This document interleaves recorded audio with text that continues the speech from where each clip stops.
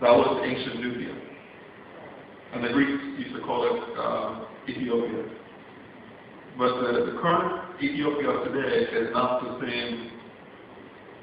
It's not the same land as the ancient Ethiopia. Ancient Ethiopia is today called Sudan.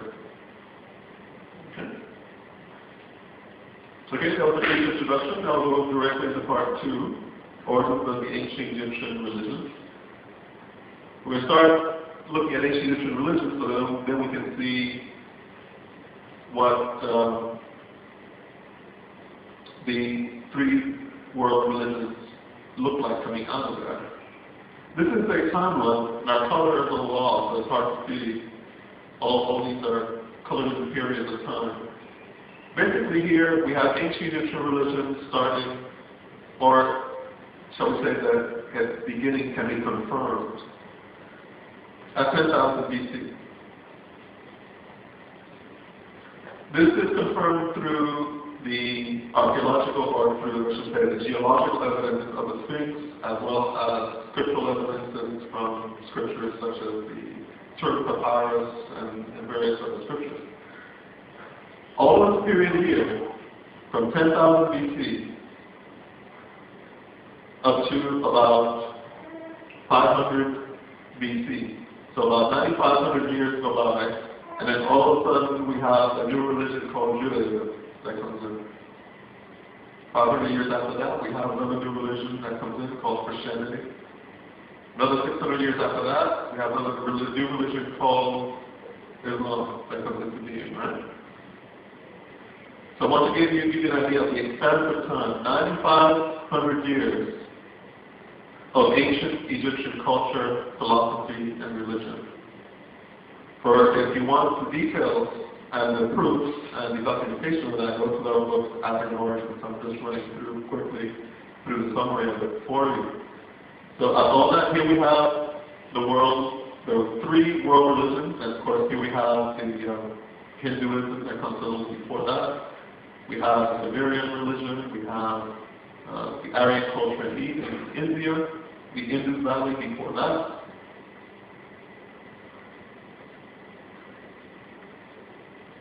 Who was the founder of Neferism? Neferism is ancient Egyptian religion. That's our term for it. The correct name for ancient Egyptian religion is Shethal. And you're going to see that in a minute. So Neferism, according to the ancient Egyptian scriptures, was started by this personality. His name is Khepri, and his address is a scarab.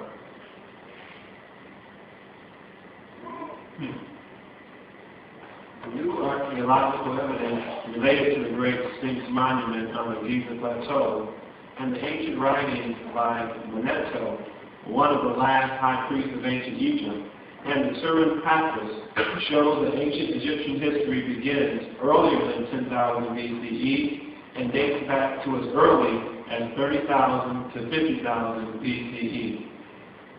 Now, Khepri is known as the creator. And the creation papyrus, or rather this particular image comes from the sarcophagus of Seti. We see Khepri bring forth the sun out of the primeval ocean, which is called the moon.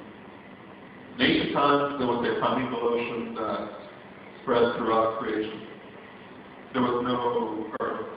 There was no elements. There was no air, no fire, just a primeval ocean.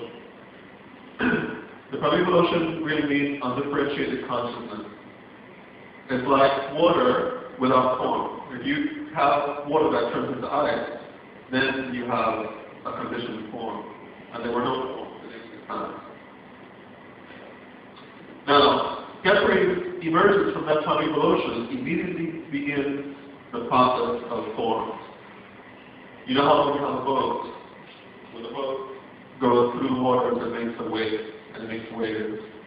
Those waves of this boat of Khepri are reverberating throughout the universe, and they keep the forms of matter in a conditioned form.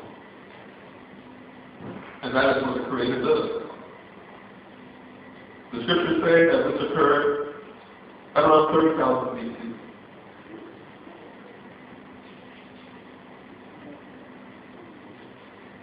Now, Khepri created the philosophy of Shetal Nefer, and he told that philosophy to Lord Jehuti. Lord Jehuti is the one that the Greeks called Hermes. Lord Jehuti told that teaching to God Heru, and also to Azar and Aset. Azar and Aset, or Isis, and Osiris told that teaching to Heru, their son. And Heru became the Lord Pharaoh, and he started a tradition that was passed down to the priests and priestesses. And the book that deals with that issue is Egyptian Mystery, Volume 3.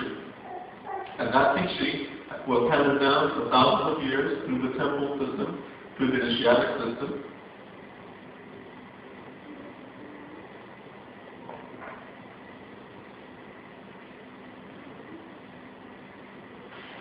This is to show you the succession of the teaching, how it was handed down.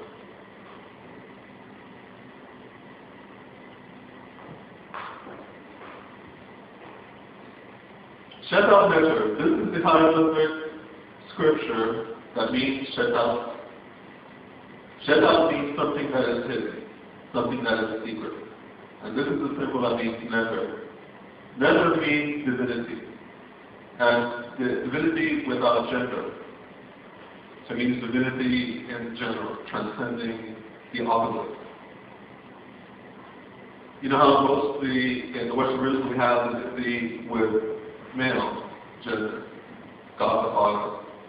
In the Kemetic philosophy, there can be a God or a mother, or a transcendental divinity.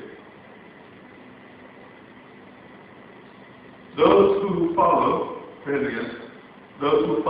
Shetal Nefer are called Shemsu Nefer. Those who follow the Nefer. And following here means that you seek to become like. You act like, to think like, to feel like, and become like.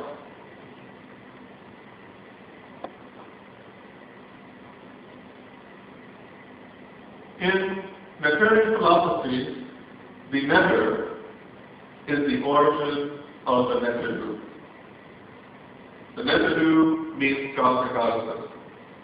In the higher sense, gods and goddesses are cosmic forces. Each one has a particular purpose, each one has a particular function in creation.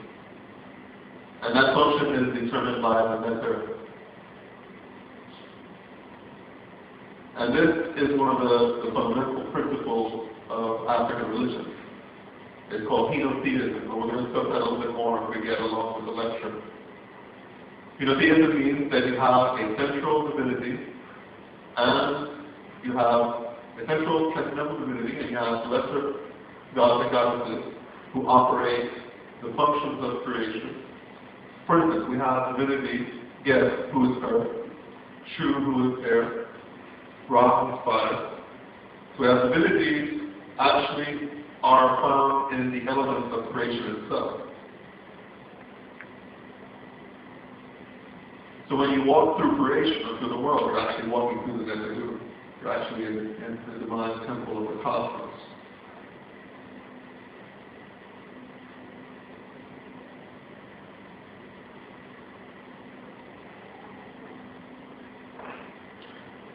What is the ultimate goal of Shetal Nefer? The ultimate and highest and best goal, or summum bonum, if I'm how to call it in the Latin, is Nahas. Nahas means spiritual awakening. And here we have a picture from the Ani papyrus of Ani, who have undergone the process of Shetal Nefer, and he's becoming resurrected. So he's